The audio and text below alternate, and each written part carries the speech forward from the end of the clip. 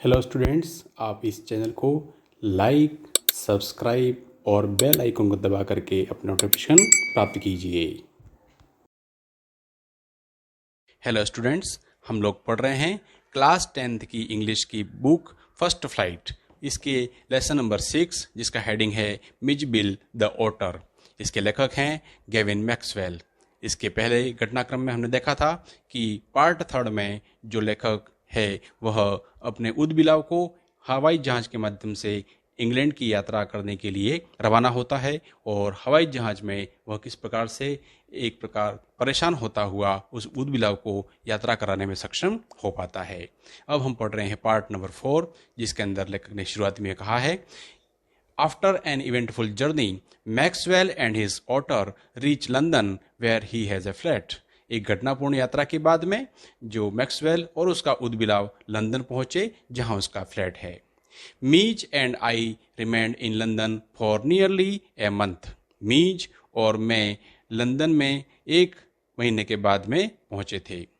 He would play for hours with a selection of toys, ping pong balls, marbles, rubber fruits and a terrapin shell that I had brought back from his native marshes.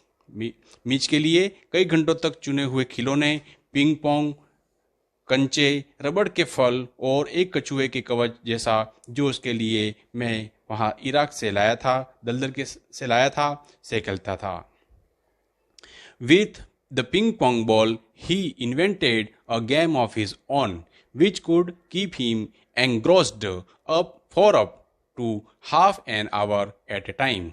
वह table tennis की गेंद जिससे वह उसने अपनी तरह का एक खेल आविष्कार किया था जिससे वह लगभग आधे घंटे तक रुचि के साथ खेलता रहता था। A suitcase that I had taken to Iraq had become damaged on the journey home. जो मैं एक सूटकेस इराक ले गया था वह वापसी की यात्रा में टूट गया था, क्षतिग्रस्त हो गया था। So that the lead, when closed, remained at a slope from one end to the other. Midge discovered that if he placed the ball on the high end, it would run down the length of the suitcase. मीज ने जो suitcase था उसके लिए इसे बंद करने पर भी उसका ढक्कन जो एक छोर से खुला रहता था उस तरफ से मीज ने उसे ऐसा खोज लिया था कि यदि वह ऊंचे छोर पर गेंद को रखेगा तो सूटकेस की लंबाई तक लुढ़क करके वह नीचे की ओर आएगी। He would dash around to the other end to ambush its arrival.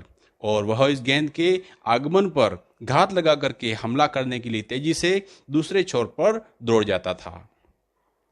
Grab it and trot off with it to the high end once more.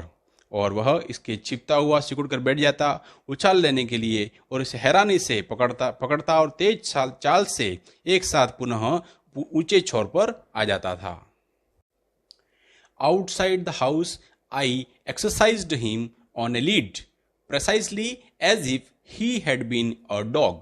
घर के बाहर मैंने जंजीर के सहारे उसे इस प्रकार से अभ्यास करवाया था जैसे कि वह एक कुत्ता हो।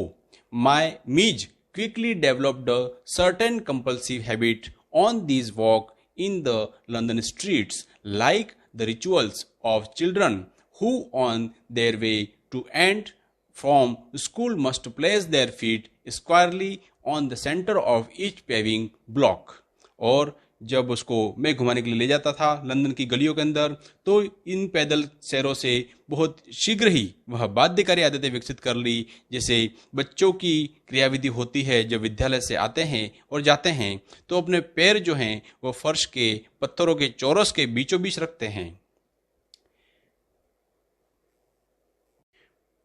Must touch every seventh upright of the iron railing or pass to the outside of every second lamp post. और लोहे की जो रेलिंग्स होती है, जो सीधी खड़ी रेलिंग होती है, उसको हर 7वीं सलाख को जो अवश्य छूते हैं या बिजली के हर दूसरे खंभे को सामने से गुजरते हैं। Opposite to my flat was a single storied primary school. मेरे फ्लैट के ठीक सामने एक प्रथम मंजिला पर प्राथमिक विद्यालय था। On his way home, but never on his way out, Midge would tug me to this wall, jump onto it, and gallop the full length of its 30 yards to the hopeless destruction both of pupils and of staff within.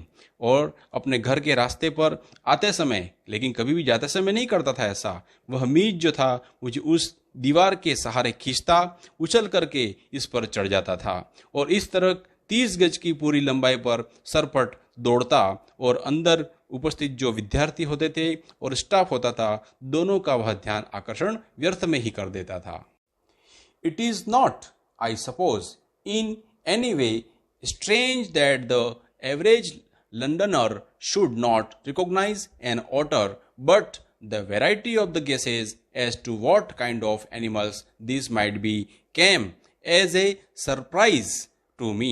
यह मैं मानता हूँ कि किसी भी तरह से अजीब नहीं है कि औसतन लंदन वासी जो हैं एक ऊदबिलाव को नहीं पहचानते होंगे, किंतु अनुमान के विविधता जो थी इस प्रकार की थी कि जीव हो सकता है मेरे लिए एक विस्मय के रूप में आया हो.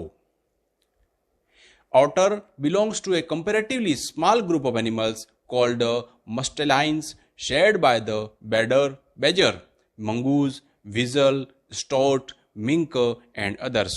ऊदबिलाव को तुलनात्मक रूप से जीवों के एक अन्य समूह जो था उससे संबंधित करके, जैसे मस्टरिंग कहते हैं, इसमें जैसे बिज्जू, नेवला, कंथियानाल, स्टॉक और मिंक और अन्य आते हैं, उसमें मानते थे.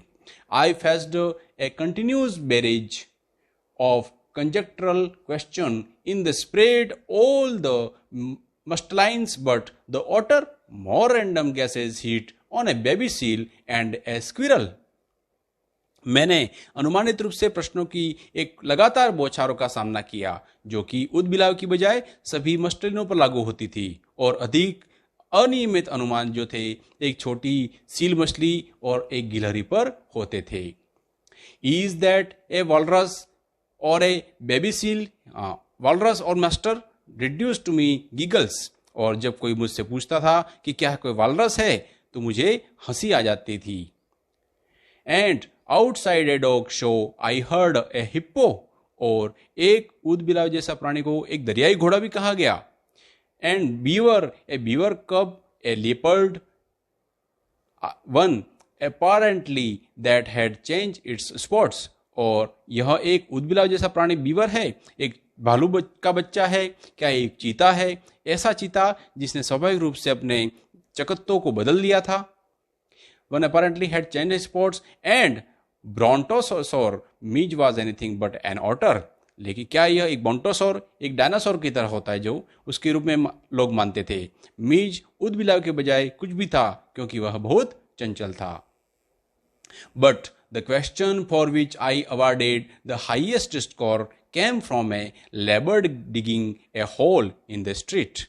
किंतु सभी प्रश्नों में मैंने सर्वाधिक जो अंक ऐसे एक श्रमिक के द्वारा पूछे गए प्रश्न को दिए जो गली में गड्ढा खोद रहा था. I was still far from him when he laid down his tool. मैंने उस समय जाते समय उसके बहुत दूर था जब उसने अपने औजार जो थे उनको नीचे रख दिया था. Put his hand on his hip and began to stare. उसने अपने हाथों को अपने पीछे की साइड रख दिए थे और मुझे घूरना शुरू कर दिया था. As I drew nearer I saw his expression of surprise and affront. जैसे ही मैं उसके नजदीक पहुंचा तो उसने हैरानी व अपमानित करने वाले भाव के रूप में देखा. As though he would have me know that he was not one upon whom to play jokes. और वह जैसे ही वह नजदीक पहुंचा और अपमानी के भाव से देखा, जैसे मानो वह मुझे बताना चाह रहा हो कि वह वो इंसान नहीं है जिसके साथ मजाक किया जा सकता है. I came abreast of him. मैं उसके बिल्कुल बराबर आया. He spat, glared and then growled out, "Here, mister, what is that supposed to be?" उसने क्रोध पूर्वक देखा और फिर गुर्राया और कहा, श्रीमान, यह क्या चीज हो सकती है. इस प्रकार से लेखक के लिए अलग अलग प्रकार के अनुभव उस ऑटर के लिए होते हैं और उसको वह पालन करता है.